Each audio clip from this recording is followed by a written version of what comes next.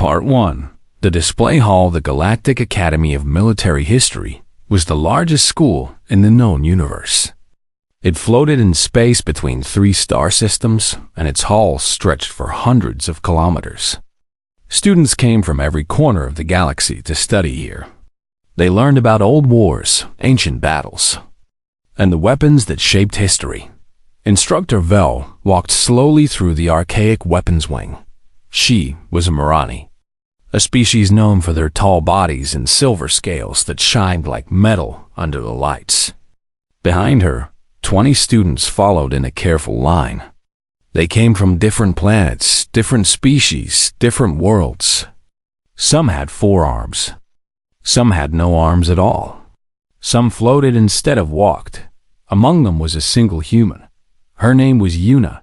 She was 23 years old, born in a coastal city on Earth called Bizon.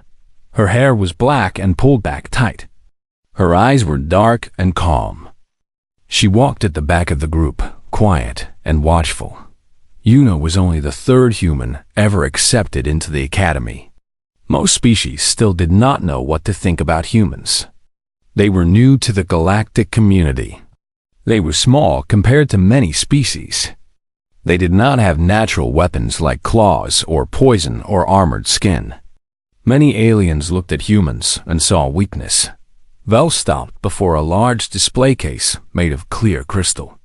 Inside were dozens of metal objects, arranged carefully on soft cloth. Blades. Long ones, short ones, curved ones, straight ones. They were old and worn, but still beautiful in their way. "Today we study pre-contact weapons," Vel announced. Her voice came through a translator device, turning her native sounds into words everyone could understand. "Before your species reached the stars, before the Galactic Compact brought peace, your ancestors fought each other with tools like these." She pressed a button, and lights inside the case grew brighter. The blades gleamed. These particular weapons were recovered from a human archaeological site, Vel continued. They are approximately 800 Earth years old.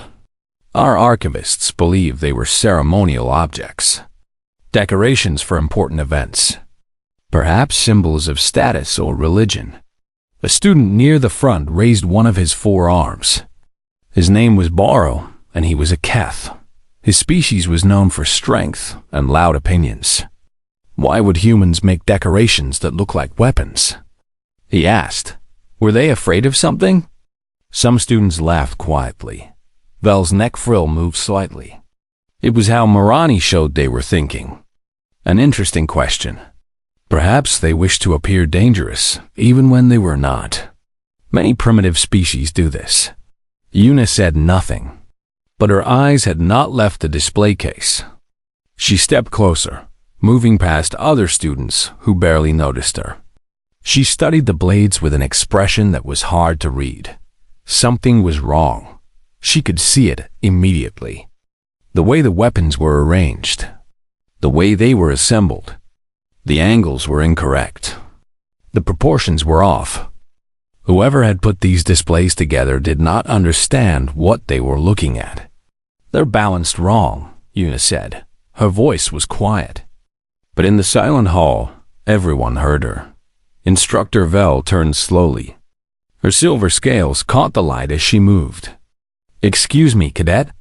"The balance," Yuna said again.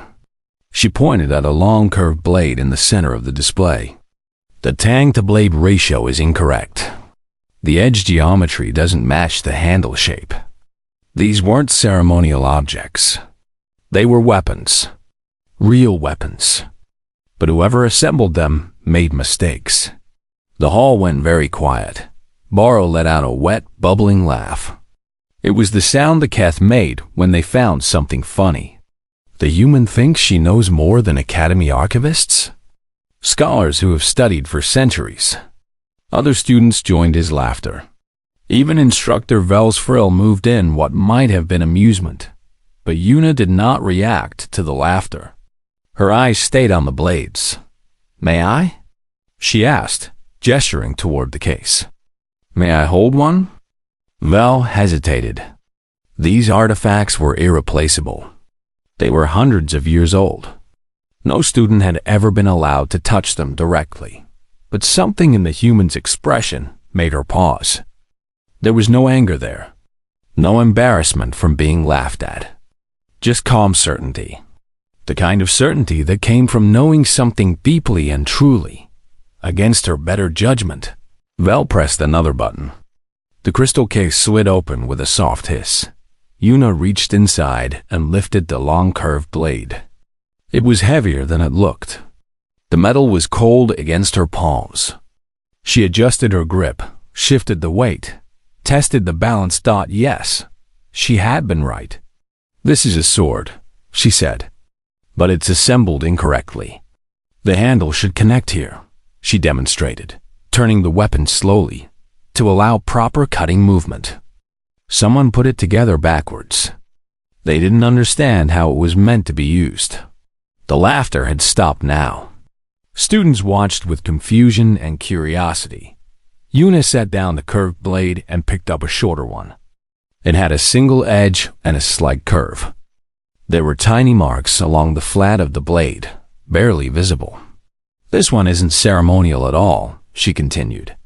This is a working weapon, a tool meant for actual combat. You can see here, she pointed at the small marks. These are pitting marks. Corrosion from blood that wasn't cleaned properly.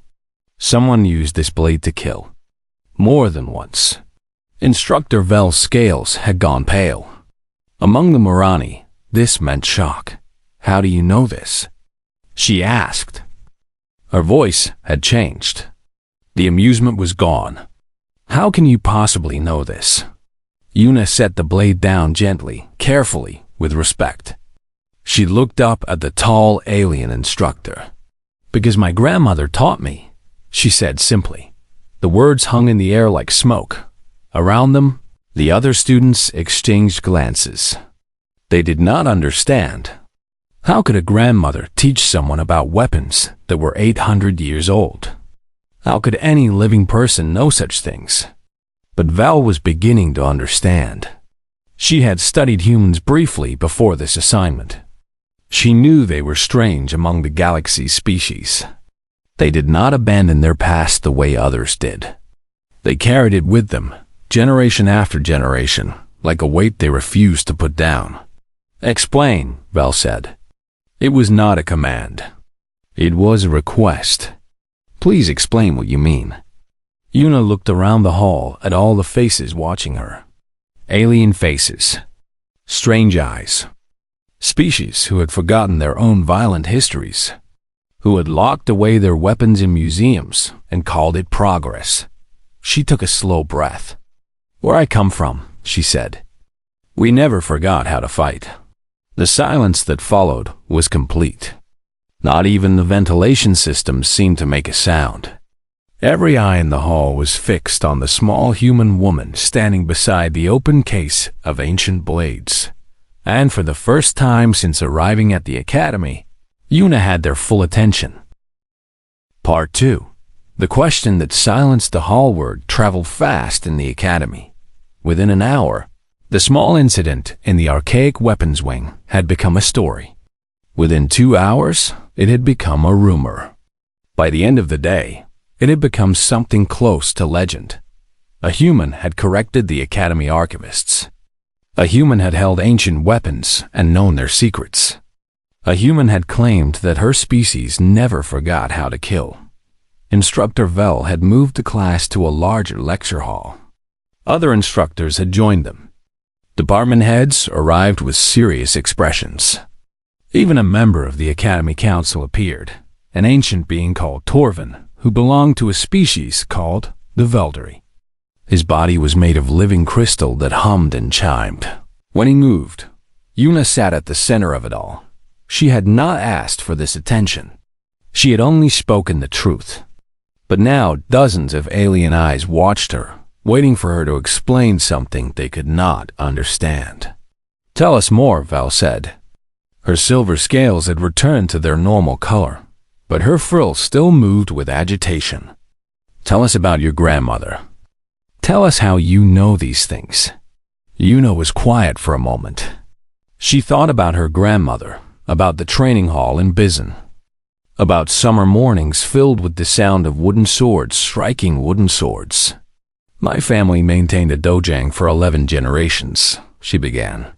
A dojang is a training hall, a place where martial arts are taught and practiced. My grandmother, Yunji, was the last formal master before Korea unified under the Pacific Cooperative. Pacific Cooperative? Asked the Thrall Instructor, a massive creature with gray skin and small eyes. What is this? A political union on Earth, Yuna explained. It happened about 80 years ago. Many countries in my region joined together. But that is not important to this story. She paused, collecting her thoughts. What matters is that my grandmother taught me. She put a wooden practice sword in my hands before I could read. She taught me forms and movements that have been passed down for centuries. She taught me how to stand, how to breathe, how to move, how to strike. Boro, the Keth student who had laughed at her earlier, shifted uncomfortably in his seat. His forearms were crossed tight against his chest. But why? He demanded. What purpose does this serve? The wars on Earth ended long ago. Your species has been peaceful for generations. That is true, Yuna agreed. We have been peaceful. But peace does not mean forgetting. She stood up slowly. Every eye in the room followed her movement. After humans made contact with the galaxy, there were many treaties, she continued. The Galactic Compact banned certain weapons. Projectile weapons were restricted first. Then energy weapons. Then kinetic systems. Each treaty took away another tool of violence. She walked toward the wall where a display screen showed images of the ancient blades from earlier. But no one thought to ban these, she said, touching the screen. Simple blades. Primitive technology. Metal shaped by heat and hammer. Why would anyone ban something so basic? So old? So seemingly useless in an age of starships and plasma cannons? Torvin, the Crystal Council member, leaned forward. His body chimed softly. You are saying humans continued to use these weapons, even after achieving space travel? Not use, Yuna corrected. Practice, train, preserve. There is a difference. She turned back to face the room. On Earth, we have schools dedicated to ancient fighting styles. Thousands of them. Millions of students. They learn sword techniques that are 500, 800, 1,000 years old. They learn exactly how their ancestors fought and killed. The room was completely silent. My grandmother's style came from Korea. It focused on the jim, a straight double-edged sword, and the wando, a curved single-edged blade. She could trace the lineage of her techniques back 8 centuries. Every movement, every form, every principle had been preserved and passed down. Instructor Vel's voice was barely above a whisper. But the violence, the killing. How can you preserve such things without becoming violent yourselves? Yuna smiled slightly. It was a sad smile, filled with something the aliens could not quite name. That is the question, isn't it? She said, that is what you really want to know. How can humans remember how to kill and still choose peace? No one answered. They waited.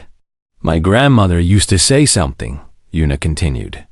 She said that a sword is not good or evil. It is a tool, a mirror. It reflects the person who holds it. A violent person with a sword becomes more violent. A peaceful person with a sword learns how precious peace truly is. She walked back to her seat but did not sit down. When I practiced the forms she taught me, I am not learning how to hurt people. I am learning how easy it would be to hurt people. I am learning exactly how fragile life is, how quickly it can end, how little force it takes to turn a living person into a dead one. Her voice had grown quiet, but it carried through the entire hall. That knowledge stays with me, every day, in every interaction. When I shake someone's hand, I know exactly how easily I could break it. When I pass someone in a corridor, I know exactly how quickly I could end them. This is not pleasant knowledge. It is not comfortable, but it is true. Morrow's arms had uncrossed. He was staring at the human with an expression that might have been fear. And because I know these things, Una finished, I choose not to do them. Every single day, I make that choice. That is what my grandmother taught me. That is what humans have preserved for 1,000 years. Not the ability to kill. The choice not to. Torvin's crystal body was humming loudly now, resonating with some emotion that had no human name. Your species, he said slowly, has maintained living knowledge of violence for centuries. Through times of peace. Through times of plenty. Through generations that never knew war. Yes. Why? Una met his crystalline eyes. Somewhere deep inside that ancient form, she could see light pulsing. It might have been a heartbeat. Because peace is not guaranteed, she said. History has taught us that. Your galactic compact is 300 years old. My grandmother's sword style is 800. We have seen empires rise and fall. We have seen treaties broken. We have seen peace end. She paused. And when peace ends, we will be ready. The hall remained silent for a very long time. Outside the windows, stars drifted slowly past. Somewhere in the distance, the hum of the Academy's engines was barely audible. Finally, Vel spoke. Would you show us? She asked. Would you show us what your grandmother taught you? Una looked at the instructor. She thought about all the mornings in the dojang, all the hours of practice, all the corrections and adjustments and repetitions. She thought about her grandmother's hands, wrinkled and strong, guiding her through movements that were older than nations. Yes, she said. I will show you. Part 3. The weight of inheritance that night. Una sat alone in her small room. The room was simple. A bed, a desk, a small window that looked out at the stars. It was the same room given to every first-year student at the Academy. Nothing special. Nothing personal except for one thing. On the desk, wrapped in dark cloth, lay her grandmother's sword. Una had carried it with her from Earth. Other students had mocked her for bringing such a primitive object to an academy of advanced military study. What use was a metal blade in an age of energy weapons and force fields? What purpose did it serve? They did not understand. They could not understand. She unwrapped the cloth slowly, revealing the blade beneath. It was a geum, a straight Korean sword with a double edge. The steel had been folded many times during its creation, leaving patterns in the metal that looked like flowing water. The handle was wrapped in ray skin and silk cord. The guard was simple iron, shaped like a flower with 4 petals. This sword was over 200 years old. It had belonged to her grandmother, and her grandmother's mother, and her grandmother's grandmother before that. It had never been used in real combat. It had never drawn blood, but it had trained every child of her family for 7 generations. Una lifted it carefully. The weight was familiar in her hands. She had held this sword 1,000 times, 10,000 times, more times than she could count. She knew every scratch on its surface, every tiny imperfection in the steel, every worn spot on the handle where generations of hands had gripped. She closed her eyes and remembered. She was 7 years old, standing in the dojang. The morning light came through paper windows, soft and golden. Her grandmother stood before her, straight-backed despite her age, holding a wooden practice sword. Hold it like this, her grandmother said, adjusting Una's small fingers. Not too tight, not too loose. The sword is not a tool you control. It is an extension of yourself. Una tried to copy the grip exactly. Her hands were so small.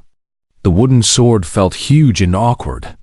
Why do we learn this, grandmother? She asked. No one fights with swords anymore. Her grandmother smiled. It was a complicated smile, full of love and sadness, and something else Yuna was too young to understand. We do not learn to fight, she said. We learn to remember. Remember what? What we are capable of. What our ancestors did. What violence truly means. Her grandmother knelt down so their eyes were level. The galaxy thinks humans are peaceful now. And we are. But we are peaceful by choice, not by weakness. We choose not to hurt others. And that choice only matters because we could. The memory faded. Yuna opened her eyes.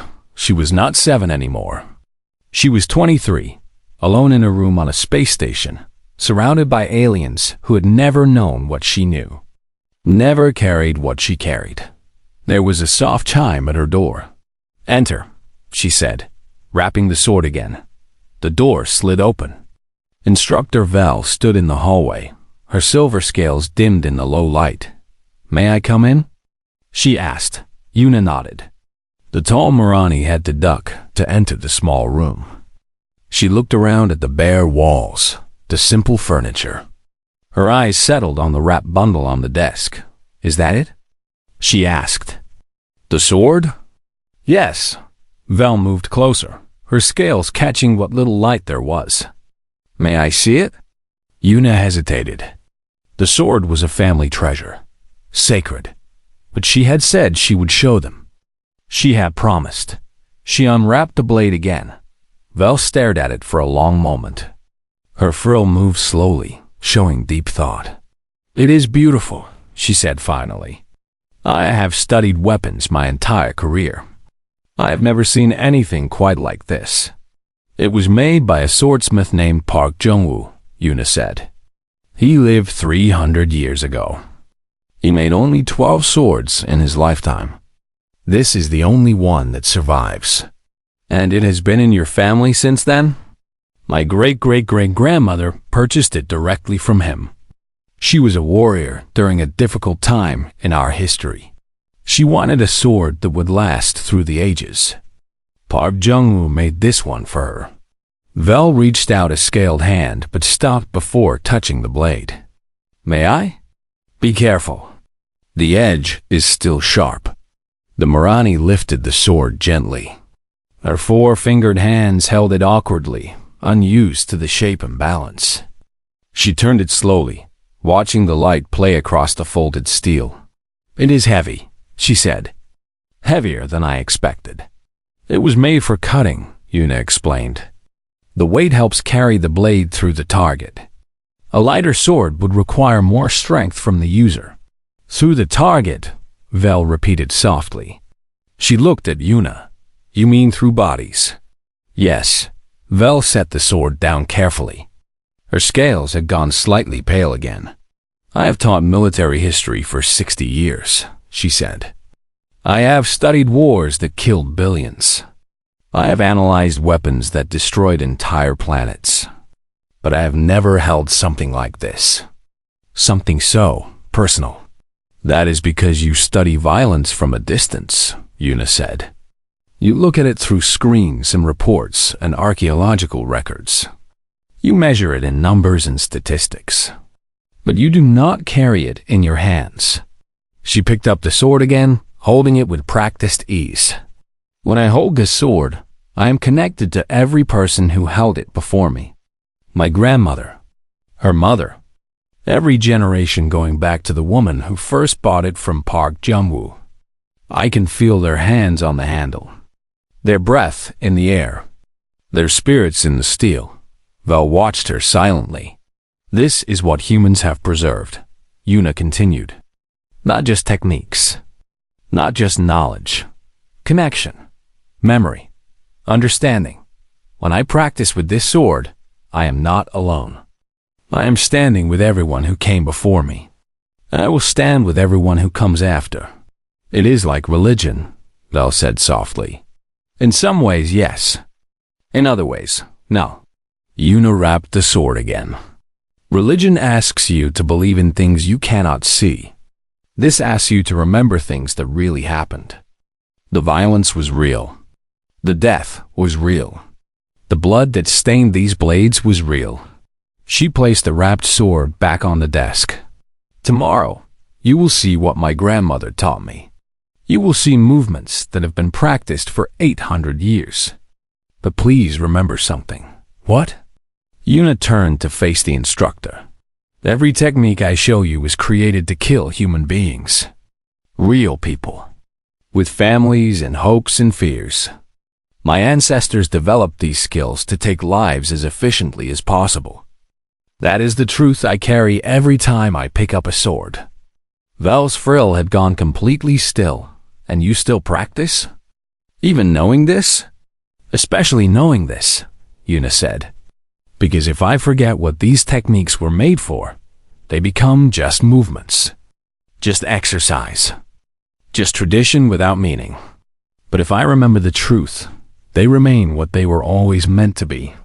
And what is that? Yuna smiled the same complicated smile her grandmother had smiled years ago. A reminder of what humans are capable of. And a choice to be better. Part 4. The demonstration, the central training arena, was the largest open space in the academy. Normally, it was used for simulated fleet battles. Holographic ships would fill the air while students commanded them from control stations around the edges. Great victories and terrible defeats from galactic history were recreated here, studied and analyzed by generations of future military leaders. But today, the holograms were gone. The control stations were dark. The vast circular floor was empty, except for a single figure. Yuna stood at the center. She had changed from her student uniform into simple clothes. White pants. A white jacket that wrapped across her chest and tied at the side.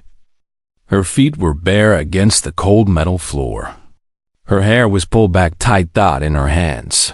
She held her grandmother's sword. The observation galleries above were packed. Students pressed against the railings, 5 and 6 deep in some places. Instructors had claimed the best viewing spots. Academy administrators watched from private boxes. Even the ancient Crystal Council member, Torvun, hovered near the ceiling, his body humming with anticipation. Instructor Vel stood at the edge of the arena floor. Her voice carried through speakers to the entire crowd. What you are about to witness is a demonstration of human martial tradition, she announced. Cadet Yuna will perform techniques that have been preserved by her family for 800 years. Please observe carefully. This is not entertainment. This is education. Yuna heard the words, but they seemed far away. She was focused inward, calming her breathing, centering her mind. This was what her grandmother had taught her to do before any practice. Before any form. Before any movement, find the stillness. Let everything else fall away. She raised the sword. The blade caught the light and threw bright lines across the arena floor. Then she began. The first form was called River Flowing to the Sea.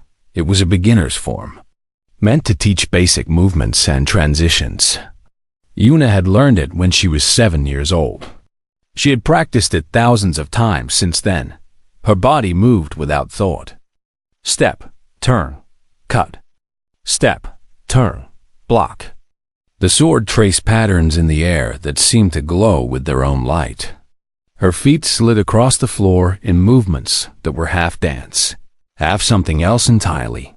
The crowd watched in absolute silence. The form ended. Yuna returned to her starting position. She took 3 breaths. Then she began the second form. This one was called Tiger Descends the Mountain. It was faster, more aggressive. The movements were sharper. The cuts were harder. Yuna's blade whistled through the air as she spun and struck at invisible enemies in the galleries. Moro the Keth was watching with all 4 arms pressed against the railing. His species was known throughout the galaxy as warriors. The Keth had conquered a dozen worlds before the Galactic Compact brought peace. They believed they understood violence better than anyone. But as he watched the small human move, Boro felt something he had never felt before. He felt afraid, not because the human was threatening him. She was simply performing old movements with an old weapon. There was no danger to anyone watching, but the way she moved, the precision, the control. Every strike landed exactly where it was meant to land. Every step placed exactly where it was meant to be placed. There was no wasted motion, no hesitation, no doubt. This was not a person learning violence. This was a person who had grown up inside it, who had breathed it and practiced it and made it part of herself since childhood. The Keth had forgotten this. Somewhere in the 3 centuries of peace, they had lost the sharp edge of their warrior traditions. They remembered the stories of their conquests, but not the skills that had made those conquests possible. The humans had not forgotten. Yuna completed the second form. She was breathing harder now, sweat beginning to show on her face. But her hands were steady. Her eyes were clear. She began the third form. This one had no name that translated into Galactic Standard. In Korean, it was called the Form of 10,000 Cuts. It was not meant to be beautiful. It was not meant to be impressive. It was meant to kill. Yuna moved like water, like fire, like something that had no fixed shape but could destroy anything it touched. Her sword became a blur. Her feet barely seemed to touch the ground. She struck high, low, left, right, spinning and cutting and cutting and cutting. If there had been enemies in that arena, they would be dead now. All of them. Every single one. The form lasted 3 minutes. When it ended, Yuna was breathing hard. Her white clothes were damp with sweat. Her grandmother's sword hung at her side, still gleaming, still sharp. Still perfect. The silence in the arena was complete. Then Instructor Vel stepped forward. "Cadet Yuna," she said, her voice slightly unsteady. "Thank you for that demonstration. But if I may ask, the crowd would like to see something more." Yuna looked at her. "More? Yes, the forms are impressive, but they are abstract. We would like to see how these techniques would work against an actual opponent." A murmur ran through the crowd. This was not part of the original plan. Yuna considered for a moment. Then she nodded. "Very well. Who will face me?" Vel gestured toward the edge of the arena. A massive figure stepped forward. It was Daka, the Academy's combat instructor. He was a Threll, over 3 meters tall, with gray skin like stone and muscles that could crush metal. In his hand, he carried a standard suppression baton, the kind used by security forces across the galaxy. The crowd stirred with excitement and concern. The Thrall were known as one of the most physically powerful species in existence. Daka himself had served in a dozen campaigns before joining the Academy. He was a killer by training and by nature. Against him, Yuna looked like a child. Daka walked to the center of the arena. He looked down at the small human with something like pity. "I will be gentle," he rumbled. "I do not wish to hurt you." Yuna raised her sword to a ready position. "Please don't be gentle," she said calmly. "That would be disrespectful." Daka's small eyes narrowed.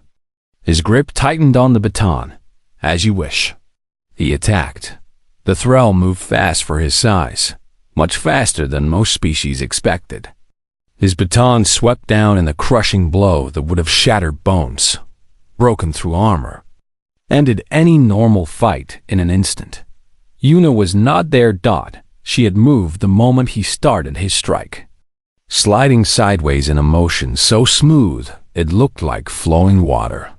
Her sword came up, not to block, but to guide. The baton passed through empty air, and then her blade was at Daka's throat. The touch was feather-light. No pressure, no threat, just contact. Just demonstration. Dokk froze. The crowd gasped. Yuna stepped back, returning to her ready position. Again, she said. Dokk attacked again, faster this time, angrier. A sweeping strike from the left. Yuna ducked beneath it. Her sword touched his wrist. She stepped back. He struck from above. She turned like a leaf in the wind. Her blade touched the back of his knee. She stepped back. He lunged forward with a thrust. She pivoted, letting him pass. Her sword touched the nerve cluster at the base of his spine. She stepped back. 5 more times he attacked. 5 more times she avoided, deflected, and touched.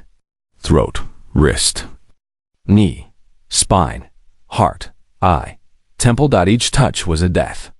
Each touch was a choice not to kill. Finally, Dokk stopped. He was breathing hard. His gray skin was flushed with exertion and something else. Shame, perhaps. Or wonder. He lowered his baton. "I yield," he said. His voice was barely a whisper, but the arena's acoustics carried it to every ear. "I yield to the human." Yuna lowered her sword. She bowed, a formal gesture from her grandmother's tradition. Respect to a worthy opponent. Honor to someone who had been willing to face her. Dokk stared at her for a long moment. Then, slowly, awkwardly, he bowed back. The silence in the arena stretched. Then someone began to applaud. Then someone else. Then the entire crowd. The sound rolled through the vast space like thunder, but Yuna barely heard it. She was thinking about her grandmother, about all the mornings in the dojang, about all the lessons and corrections and repetitions. Remember, her grandmother had said, the sword does not make you powerful. The choice does. Standing in the arena, surrounded by the applause of 1,000 aliens, Yuna finally understood what she meant. Part 5. What humans remember 3 days after the demonstration. The Academy Council called a special session.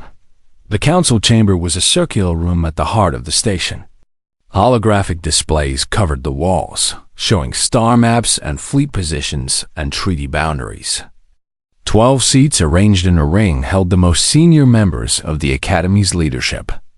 Each seat was shaped differently, designed for the unique body of its occupant. Yuna sat in a simple chair at the center of the ring. She was back in her student uniform. Her grandmother's sword was wrapped and waiting in her room. Torvin, the ancient Crystal Council member, spoke first. His body chimed with each word. Cadet Yuna, in the 300 years since the Academy was founded, no student has ever done what you did. You corrected our archivists. You demonstrated skills we thought were extinct. You defeated our combat instructor without drawing blood. Yuna said nothing. She waited. The council has discussed your case at length, Torvin continued. We have reached a decision. But first, we have questions. Will you answer them? I will try. Another council member leaned forward. She was a fen, a species that resembled large birds with jeweled feathers. Her name was Advisor Kira. The techniques you demonstrated, Kira said. How many humans know them? My specific style? Perhaps 300 living practitioners. Similar styles from other traditions? Millions. A murmur passed through the council. Millions, repeated a Morani council member. His scales were darker than Instructor Vel's, almost black. Millions of humans who can do what you did against Instructor Dokk? Not all as skilled as me, Yuna admitted. I have practiced since childhood. Many begin later in life. But the knowledge is there. The techniques are preserved. If humans needed to fight again, she paused. We could. The council exchanged glances. Torvin's crystals hummed louder. Why? This is the question that haunts us. Your species has been peaceful for generations. The Galactic Compact guarantees security. There are no threats that require such personal violence. Why do humans maintain these traditions? Yuna thought carefully before answering. May I tell you a story? She asked. The council nodded. When I was 10 years old, my grandmother took me to a museum in our city. It was a small place, not impressive by galactic standards, but it held something important, an archive of our history. She shifted in her chair, remembering. We walked through halls filled with artifacts from wars. Weapons, uniforms, letters written by soldiers who never came home. Photographs of cities destroyed and rebuilt. My grandmother said nothing through all of it. She just held my hand and walked. The council listened in silence. At the end of the museum, there was a room. In that room, there was a single object. A sword. Very old. Very simple. Nothing remarkable about its making or its design. But next to it was a story. Yuna's voice grew quieter. The story said that this sword had been carried by a soldier during a great war 400 years ago. The soldier had used it to kill many enemies. He had become famous for his skill. People celebrated him as a hero. She looked up at the council. But after the war ended, the soldier put down his sword and never picked it up again. He became a teacher. He spent the rest of his life telling children about the people he had killed. Not bragging, not glorifying, just telling.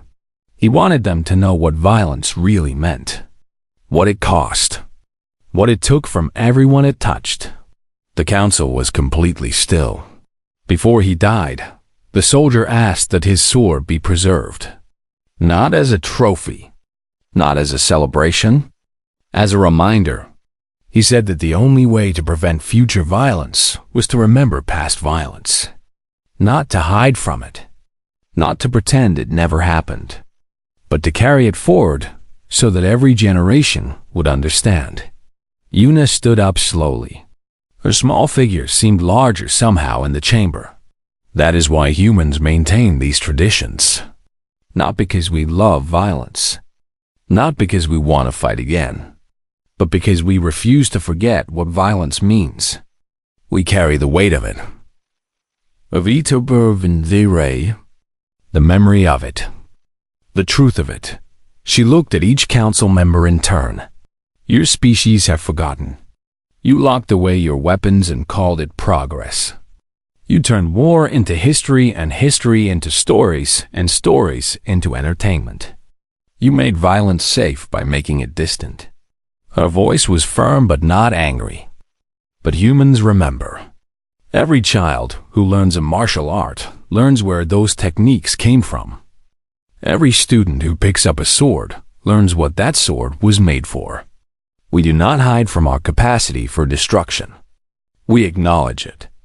We honor those who were destroyed by it. And we choose, every single day, to be better. Advisor Kira spoke softly. And if the peace ends? If the compact fails? If war comes again? Yuna met her eyes. Then humans will remember how to fight. Our bodies carry techniques perfected over centuries. Our minds carry strategies tested in 1,000 battles. Our spirits carry the determination of ancestors who survived wars that should have ended them. She paused. But more importantly, we will remember why peace matters. We will remember the cost of violence. And when the fighting is over, we will be the ones who teach the next generation to remember too. The council was silent for a long moment. Finally, Torvin spoke. The council has made a decision, he said. We are establishing a new department at the academy. It will be called Applied Historical Combat Studies. Its purpose will be to preserve and study martial traditions from all species, not as museum pieces, but as living practices. Yuna's eyes widened slightly. You, Cadet Yuna, will be offered a position as consultant to this department. Your knowledge will help us understand what we have forgotten. Your tradition will help us remember what peace truly requires. Torvin's crystals chimed softly. You said that your grandmother's sword style is 800 years old. The Galactic Compact is only 300. Perhaps it is time we learn from those who remember longer than our treaties have lasted. Yuna stood in silence for a moment. She thought about her grandmother, who had died 2 years before Yuna left for the stars. She thought about the dojang in Bizan, now run by her cousin Minjae. She thought about the sword waiting in her room, passed down through 7 generations. My grandmother would have liked this, she said finally. She always said that the best way to honor the past was to teach the future. She bowed to the council, the formal bow of her tradition. I accept. In the years that followed, the new department grew. Students from dozens of species came to learn not just techniques, but understanding. They held weapons their ancestors had used and felt the weight of history in their hands. They practiced forms created for violence and learned why peace mattered. Humans came too. Not just Yuna, but others. Teachers from schools all over Earth, carrying traditions that had been preserved through centuries of peace and war and peace again. They taught sword styles from Korea and Japan and China and Europe and Africa and places whose names had been forgotten by everyone, except those who remembered. The academy changed. The galaxy changed. Slowly, carefully, species began to reclaim their own forgotten traditions. Not to prepare for war, but to remember why peace was worth protecting. And at the center of it all was a simple truth that a grandmother in Bizan had taught her granddaughter many years ago. The sword does not make you powerful. The choice does. Humanity had never forgotten that lesson. Now the rest of the galaxy was beginning to learn.